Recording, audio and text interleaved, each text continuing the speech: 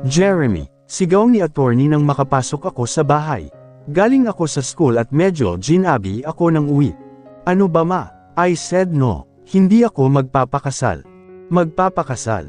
Ipapakasal si Jeremy. This is what your father wants anak. Sundin mo na lang. Ayaw ko nga. Napatingin siya sa banda ko at nakita ko na natigilan siya. Nag-iwas ako ng tingin sa kanya at lumapit kay attorney para humulik sa pisngi niya. Sa kwarto lang po ako, sabi ko at hindi na hinihintay na magsalita pa ang kahit isa sa kanila. After that bar accident, hindi na kami masyadong nagkikita ni Jeremy. Simply because nasa Opol siya nagstay kung saan ang papa niya. Ngayon pa lang kami nagkita ulit and it's been 1 week. Tapos ngayon, maabutin ko silang nag-aaway ng mama niya. Humiga ako sa kama at iniisip ang narinig kanina. Jeremy is getting married. Buti at kumain kami with my groupmates bago umuwi kaya walang rason para bumaba. Bumangon na lang ako para maligo. Dahil hindi ko ugali mag-prepare ng damit before maligo, nakatuwalya lang akong lumabas ng banyo at siya namang pagbukas ng pintuan ng kwarto ko, at nakita ko si Jeremy na nanlalaki rin ang matang nakatingin sa akin. Nakagat ko ng mariin ang labi ko. It's normal to shout but sumagi sa isipan ko ang mga tao sa labas at ayaw kong mag-isip sila ng masama sa amin. You didn't lock the door, aniya na ngayon ay madilim na ang matang nakatingin sa akin. You should knock then, malumanay na sabi ko. Nakita ko siyang humakbang palapit sa akin habang ako ay nakatayo lang sa harapan niya habang mahigpit na nakahawak sa tuwalya na nakabalot sa akin. Hinapit niya ako sa bewang kaya nagdikit ang katawan namin dalawa. Hindi niya inaalis ang paningin niya sa akin at ganoon din ako sa kanya. Mukha lang akong kalmado pero hindi na matigil sa pagkalampag ang puso ko. Were you waiting for me? Ang boses niya na puno ng lamang tila ng hahalina at hindi ko na mapigilan ang sarili ko, napakapit ako sa braso niya habang ang isang kamay ay nakahawak sa tuwalya para hindi malaglag. Umiling ako, busy ako, sabi ko. Ayaw kong pag-usapan namin ang kiss. Nahihiya ako lalo't ako ang nag-initiate noon. Aminado naman akong crush ko siya pero sobrang mapusok ako nung mga panahong iyon to the point na nagpadala ako sa sarili ko. Saan? Tanong niya. Ang mga mata ay mapupungay habang nakatingin sa labi ko. Umatras ako sa kanya at umupo sa kama. I don't care kung mabasa ko ang bedsheet. Matutuyo rin naman. Busy ako sa school, Jeremy. Nakita kong dumaan ang kakaibang kislap sa mata niya after I uttered his name. What's wrong? Ikakasal ka na? I asked biting my lower lip. Nakita kong tumitig siya sa akin sandali. No, why would I? Nakagat ko ang labi ko at tumungo. Need to dress up, I said. Bilib na talaga ako sa sarili ko. Hindi man lang ako nautol sa harapan niya kahit na grabing kaba na ang nararamdaman ko. Okay, Anya, may gagawin ka ba? Tanong niyang muli. Tumungo ako. Assignment. Tumungo siya at lumabas na ng kwarto. Nang mawala siya sa paningin ko, saka lang ako nakahinga ng maluwag. Anong nangyari? Why Jeremy is acting like that? Nagbihis na ako kaagad at tinuyo ang buhok ko. Wala akong plano lumabas. Nilock ko rin ang pintuan. I don't want to see Jeremy. He's not good in the system. Pinapakaba niya ako lagi. Nang matapos ko ang assignment ko, natulog na ako agad nagising lang bandang 1:00 ng umaga just to drink water. Hindi ko alam kung hinintay ba ako ni Jeremy makalabas kanina pero bakit naman niya ako hihintayin. Walang rason para hintayin ako. Napabuntong hininga ako. It's not really a good idea having him by my side. Hindi ko na kasi nakikilala ang sarili ko minsan. Pagkababa ko sa sala, nagulat ako nang makita si Jeremy na nasa sala at umiinom mag-isa. Agad akong tumalikod para sana bumalik sa kwarto ko nang magsalita siya. Why did you lock your room?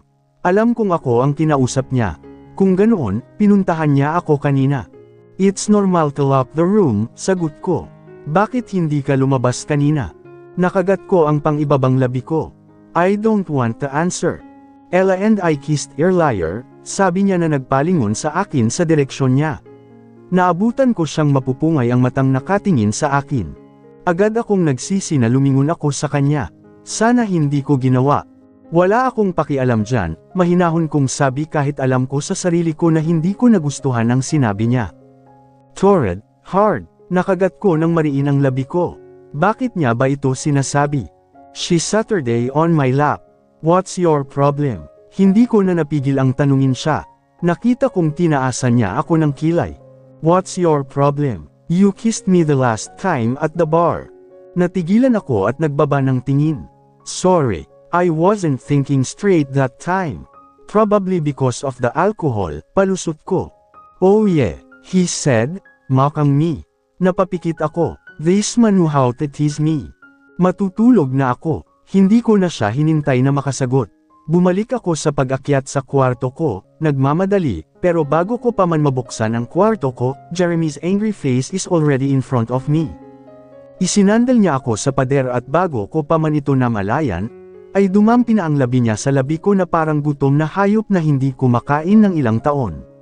Nanlaki ang mga mata ko nang maramdaman kung hinahalikan niya ako.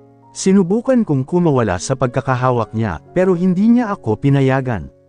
Sa halip, itinulak niya ang katawan niya sa katawan ko at halos mawalan ako ng malay, nang maramdaman kong sinundot niya ang tiyan ko.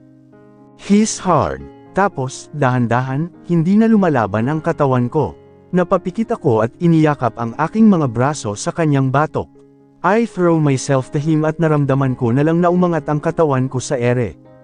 Pinag-cross ko ang aking mga paa sa kanyang baywang at tinugon ko ang kanyang mga gutom na halik ng parehong tindi.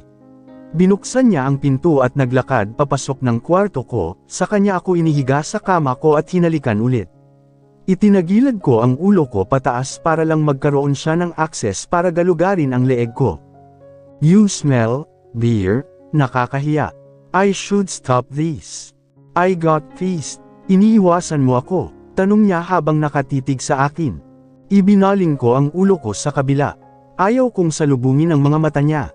Hindi tayo dapat maghalikan. Siguradong hindi ito magugustuhan ni Attorney Mildred.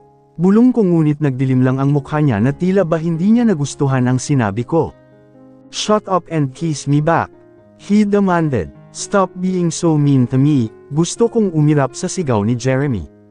Hindi ko lang siya pinapansin lalo't hindi ko na nagugustuhan ang nangyayari sa amin. Kada nagkikita kami, basta na lang siya nang hahalik ng walang permiso ko. At natatakot akong malaman ni attorney dahil nakakahiya. Pinapatira lang niya ako sa bahay nila. Kakauwi ko lang galing school, nasa gate na siya at tila ba inaabangan ang uwi ko. Napapikit ako nang makita ang mga katulong na pinagtitinginan kami. Baka mamaya malaman ni attorney ito. Bago makapasok si Jeremy sa kwarto ko, pinagsarhan ko na siya ng pintuan. Narinig ko pa ang kalampag ng pinto ko sa labas. Marahil hinampis niya ito. Napaupo ako sa kama at isang malalim na buntong hininga ang pinakawalan ko. Nakakainis si Jeremy pero mas nakakainis ang sarili ko. Layong utak ko ayaw na hinahalikan niya pero kapag naglalapat ang labi naming dalawa, kusang pipaikit ang mata ko. Kusang gagalaw ang kamay ko para ipulupot sa leeg niya, kusang tutugan ang labi ko sa labi niya. Pabagsak kong hinaga ang sarili ko sa malambot na kama at pilit na pinapakalma ang sarili. Sa school, kahit nasa school ako, lumilipad ang utak ko kay Jeremy.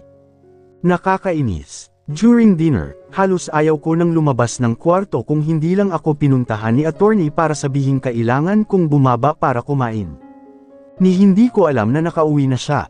Nagbihis ako kaagad at inayos ang sarili. Noon naman, hindi alintana ang itsura ko pag nasa bahay pero mula nang narito ako kina Jeremy, gusto ko presentable ako lagi.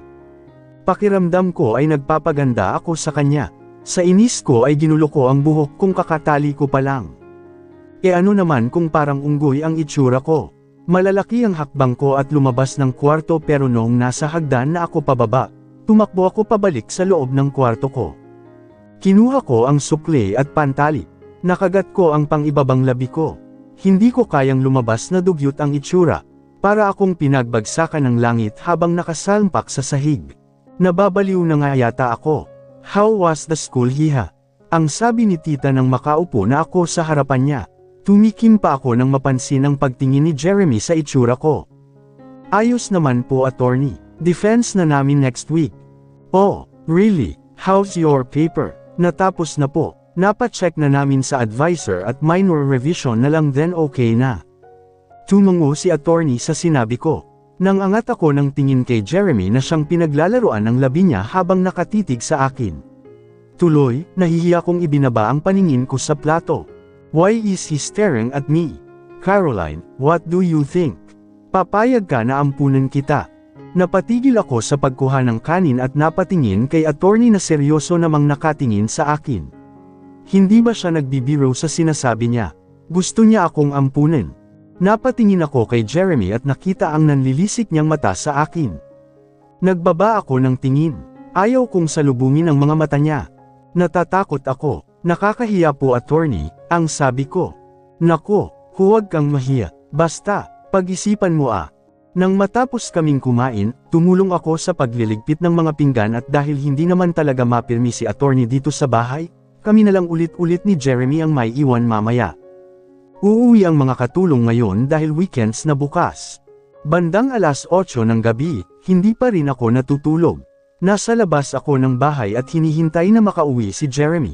Hindi ko alam na lumabas siya pagkatapos niyang kumain. Inaantok na rin ako kaya bago pa ako makatulog, nagunat-unat ako at lumabas ng gate.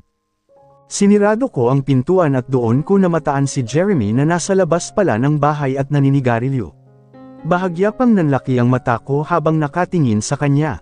Nakahilig siya sa sasakyan niya habang nakatingin sa akin. Nandyan ka pala, nauutol kong sabi. At nakagat ko ng mariin ang labi ko dahil para akong timang ngayon na nahihiya sa kanya. Jeremy, natigil ako nang makita ang kamay niyang dumudugo. Tinakbo ko ang pagitan namin at hinawakan ang kamay niya. Anong nangyari Jeremy? Pagalit niyang binawi ang kamay niya. Kinakabahan at natataranta akong pumasok ulit ng bahay para maghanap ng pwede kong panggamot sa sugat niya. Mabuti at naisipan ko na may medicine kit sila sa drawer sa kusina. Lumabas ako at kinuha ang kamay niya. Nanginginig ang kamay ko habang inaangat ang kamay niya. Kumunat pa ang noo ko sa usok ng sigarilyo. Hindi ko alam paano gamutin ang sugat niya. Babuhusan ko ba ng alkohol? O hindi, pero baka masaktan siya. Kaya ang ginawa ko na lang ay kinuha ko ang panyo ko sa bulsa at pinahiran ang kamay niya. Bumuga ulit siya ng sigarilyo kaya hindi ko na napigilan at tiningala na siya kung saan naman siya nakadungaw. Alam mo bang mas grabe ang epekto sa mga second-hand smoker? Nakita ko ang pagtaas ng kilay niya at binitawan ang sigarilyo sa kainapakan nito. Hindi siya nagsalita pero naiinis ako sa kanya. Sa inis ko ay basta ko binalot ng panyo ang kamao niya. That's not the right way to aid a wounded hand. Pareho lang ta ng pagbabalot ng lumpiang Shanghai na linis na turan ko. Naamoy ko pa rin ang sigarilyo. He chuckled when I said that. Anong nakakatawa? Bakit nasama ang lumpiang Shanghai dito? Does my hand looks appetizing to you? Sinaman ko siya ng tingin. Hindi ko alam saan ko rin nakukuha ang guts na ito para tignan siya ng masama. Not even a bit, masungit na sagot ko. Narinig ko siyang mahinang natawa. And doon ko lang napagtanto na nakainom siya. Amoy alak ka, saan ka ba galing? Sa bar ba? Doon din ba niya nakuha ang sugat niya? Tinaasan niya ako ng kilay. Just, somewhere, down the road. Hindi ko na siya sinagot. Basta ko na lang siya hinila sa loob ng bahay. Wait, ipasok ko lang ang sasakyan, bulong niya. Hindi na ako sumagot nang bumalik siya sa nilakaran namin. Binuksan ko na lang ang gate para makapasok siya at dumiretso siya sa garage nila. Sinirado ko na ang gate at pinanood si Jeremy na nagmamadaling lumabas ng sasakyan niya at pumunta sa gawi ko.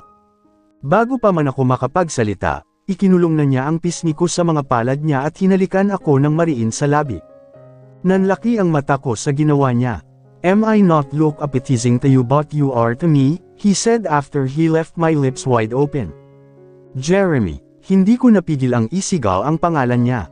Ano ba? Bakit mo ko hinalikan? Because I want to, kunot nung sagot niya na para bang it was rational to say that. Hindi ko alam anong nakinya but I decided to stop this. Tigilan mo na ito Jeremy. Nahihiya ako kay attorney. Ang sabi ko at hindi makatingin sa kanya. Ngumisi siya. Ako hindi, aniya at hinalikan akong muli. Nanlaki ang mata ko at balak sana siyang itulak ulit but hindi ko siya nagawang itulak dahil sa lakas ng puwersa niya. Napapikit ako nang mas lalong lumalim ang halik niya sa akin. Naisandal na niya ako sa gate at habol ko na ang hininga ko nang lubayan niya ang labi ko. Nakita ko ang ngiti sa labi niya matapos niyang idikit ang noo niya sa noo ko. Nagsisimula na yata akong maadak sa mga halik mo. Namumula at halos hindi ko siya matignan sa mata matapos niyang sabihin sa akin yun. Nagmamadali akong pumasok at alam kong natatawa siyang nakasunod sa akin. Darling, come on, we just kissed. Malakas ang kabog ng puso ko at alam kong dahil ito sa ginawa at pagtawag niya sa akin ng darling. Bago pa ako makaakyat sa hagdanan, hinawakan niya ako sa kamay. Where are you going? Sa kwarto, sagot ko. Nakagat niya ang labi niya at hinila ako papunta ng sala. Let's watch a movie. Mamaya ka na matulog. Walang pasok bukas. Hindi na ako nakasagot nang bigla niya akong hilahin papunta sa couch. Anong gusto mong panuurin? Ang tanong niya. Hindi ako mahilig sa movies. Mas gusto ko ang documentaries. Really, I like it too. Aniya at nakita ko na lang na may hinahanap siyang channel, at natapat sa documentaries nga. Ngumuso ako at umupo sa tabi niya. Want to eat something? Busog pa ako. Napano pala ang kamay mo? Tanong ko dahil hindi ko alam bakit siya napaaway o kung napaaway ba. Got pissed. Hinawakan ako Aniya sabay kibot balikat. Pinagsingkitan ko siya ng mata. This man is losing it. Don't tell me agad siyang napapaaway kapag hahawakan siya ng kung sino. Napakababaw ng rason, I said. You think so? Aniya na para bang pinaglalaroan ako. Yes. May ginawa pa siya sa cellphone niya bago nagangat ng tingin sa akin. Tinaasan ko siya ng kilay. Hindi ko alam anong sasabihin sa kanya para seryosohin ako. He's being an ass. Stop glaring at me. You just makes me crave you more. Nakagat ko ang labi ko sa gulat sa biglang sinabi niya. This man is really hopeless. Inis kong ibinaling ang atensyon ko sa TV. Kasalanan ko rin naman dahil tinitigan ko siya. If he did not say that, hindi ko mapapansin na nakatitig na ako sa kanya. What do you want? Burger, pizza, or ice cream? Pizza na lang, ang sabi ko. Napansin ko ang marahan na pagtango niya. Do not consider my mom's suggestion. Ayaw kong maging kapatid kita, ang sabi niya kaya napalingon ako sa kanya at nakita ang mata niyang madilim na nakatingin sa akin. Bakit ayaw mo? Tanong ko at ibinalik ang paningin sa TV. Malakas ang tibok ng puso ko but I'm trying to stay calm a bit. Hindi pwedeng lagi na lang akong kakabahan kapag kaharap ko siya. Naramdaman ko sa tabi ko na gumalaw siya. Out of fear, napahawak ako sa una ng mahigpit. Imbes ang paningin ko ay nasa screen, ang namataan ko sa harapan ay si Jeremy na nakatitig sa mata ko. Napalunok ako nang wala sa oras at alam kung nakita niya ang paglunok ko. Hinaharangan niya ang TV. Anong? Hindi ko na natuloy ang sasabihin ng halikan ako bigla ni Jeremy. Walang magkapatid na naghahalikan ng ganito. Ang sabi niya, kung magiging kapatid kita, gagawa lang tayo ng paulit-ulit na kasalanan. Naloko na, imbes matakot ako, lumakas pa ang tambol ng puso ko. Nababaliw na yata ako, hindi ko na alam ang gagawin. Dumating ang in-order niya na pizza. Hindi ko alam kung paano o anong nangyari, nabigla na lang siyang kumalma matapos niya akong halikan ng paulit-ulit kanina. Bumalik siya sa inuupuan niya na para bang walang nangyari habang ako ay nalalasing na sa mga mababaw na halik niya kanina. Tahimik akong kumakain ng pizza nang maramdaman ang mga pasundot-sundot ng paa niya sa paa ko. Kunot-nuo ko siyang nilingon at nakita ko kung paano pasadahan ng dila niya ang labi niya. Namumula kong ibinalik ang mata ko sa TV. Ano bang ginagawa niya?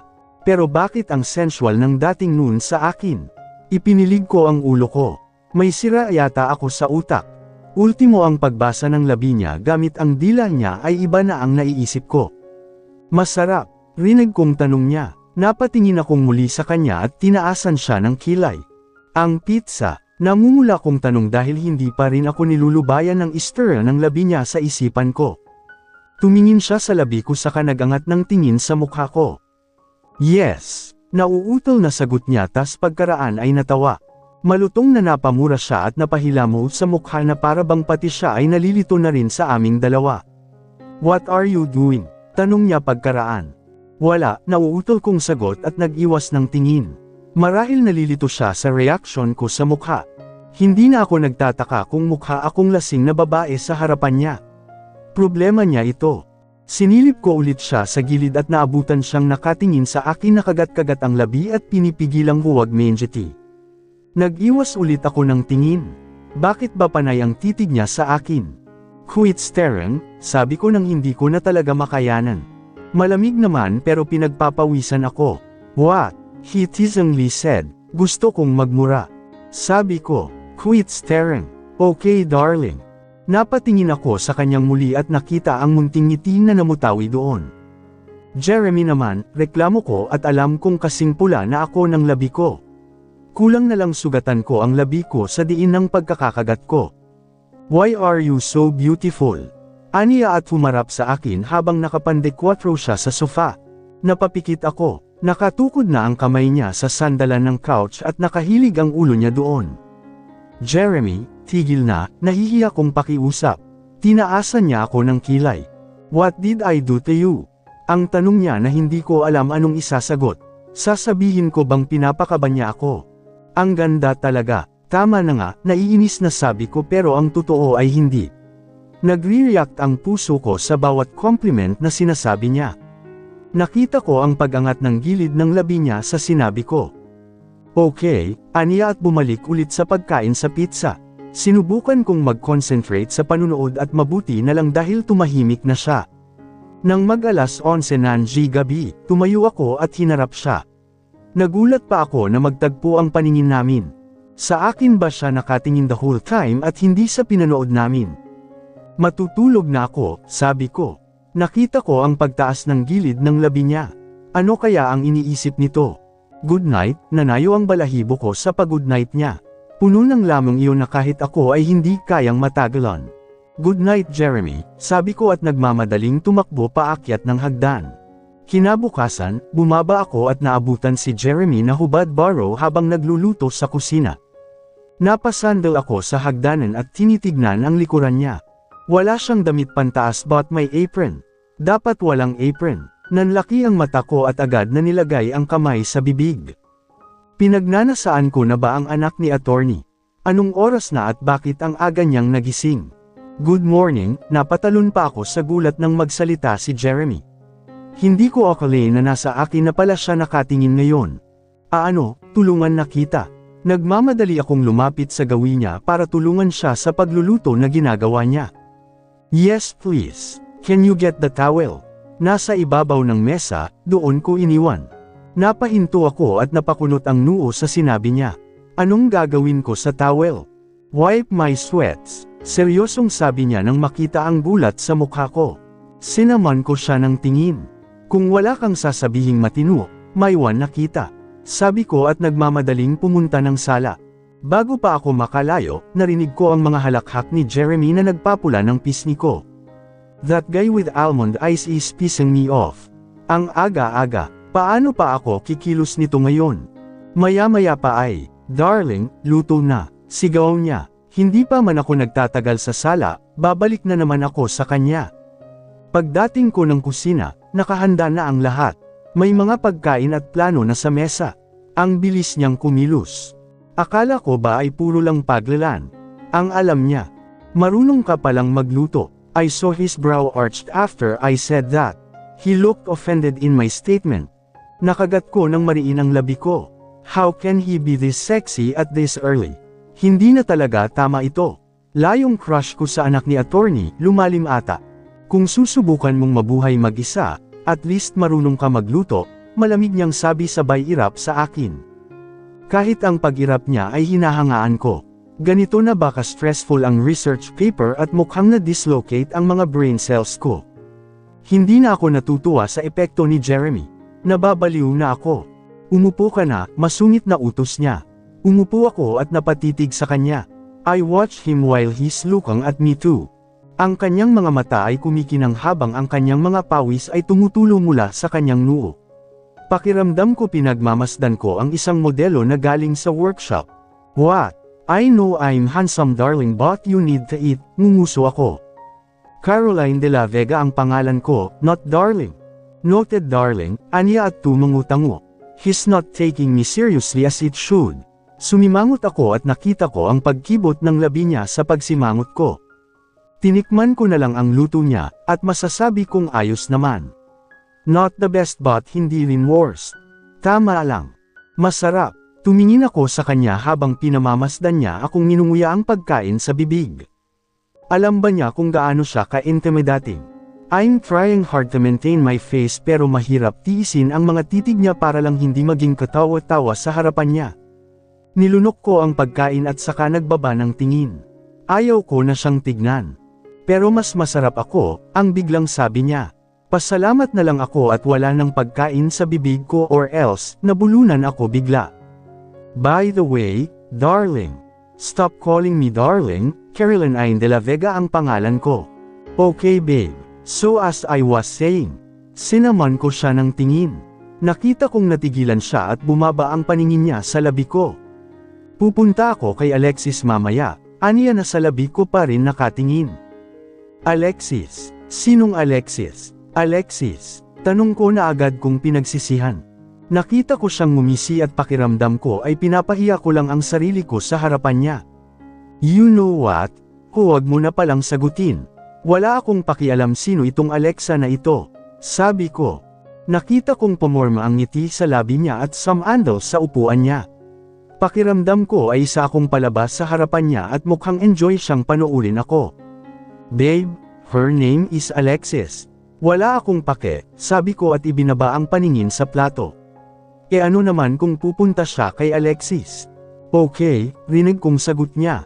Sino si Alexa? Nakagat ko ang pangibabang labi ko at mukhang hindi ko napigilan ang sarili ko.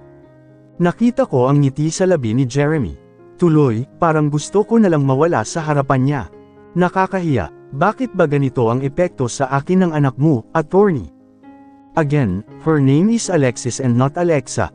She is my. I know. Hindi tama na sagutin mo. Wala naman akong pakialam. Sige ingat ka sa lakad mo. Pagputol ko sa sasabihin niya. Kulang na lang ay tumawa siya sa harapan ko. Grabe, ibang level ng pagpapahiya ang ginagawa ko ngayon. Okay, sabi niya, kumunat ang noo ko. Other than okay, wala na ba siyang sasabihin? Gagabihin ako mamaya Okay, ako naman ang sumagot ng okay ngayon. Huwag mo na rin akong hintayin kumain dahil doon na ako mag-dinner. Okay, tipid na sagot ko. Saka, baka doon na rin ako. Okay Jeremy, kuha ko na. Ano pa? Napaawang ang labi niya sa biglaang reaksyon ko. Bakit ka galit? Ha? Sinong galit? Ha? Hindi ako galit no. Patawa ka naman. Nagbabatingin ako at inatupag ang pagkain. Caroline, tama na. Nakakahiya. Tinaasan niya ako ng kilay tila hindi kumbinsido sa sinabi ko na hindi ako galit. Okay, you say, bigay mo number mo, para naman matawagan kita mamaya kung anong desisyon mo. Baka doon ka matulog tapos naghintay ako dito buong magdamag. Mabuti ng sure, sabi ko sabay lapag ng cellphone ko sa harapan niya at nagsimulang kumain ng marami. He chuckled, possessive, aniya. Nakagat ko ng mariinang labi ko at uminom ng tubig saka kinuha ang cellphone ko na inaabot na niya pabalik sa akin. Tumayo na ako, hindi na ako makakatagal dito. Naglakad ako paakyat ng hagdan na para bang wala akong kaiyahiyang ginawa. Nilagpasan ko si Jeremy. At nang hindi na niya ako makita, saka ako kumari pa ng takbo papasok sa kwarto ko at nagpagulong-gulong sa kama sa ginawang kahihiyan. Ano ba Caroline? Ano yun? Nasaan ang pagka-conservative mo?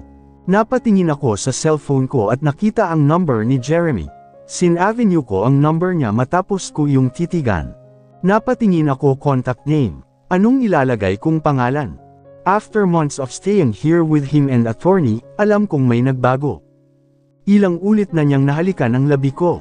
Pakiramdam ko ay close na kami kahit hindi naman. Sa second sem, sa kanya ako magtatrabaho. Technically, he'll be my boss. Anong ilalagay ko? Then out of nowhere, nag-echo sa loob ng utak ko ang boses ni attorney. Naalala ko ang sinabi niya noong pinakilala niya sa akin si Jeremy. His name is Carlos Jeremiah Anderson. A smile formed into my lips as I typed his name in my phone. CJ.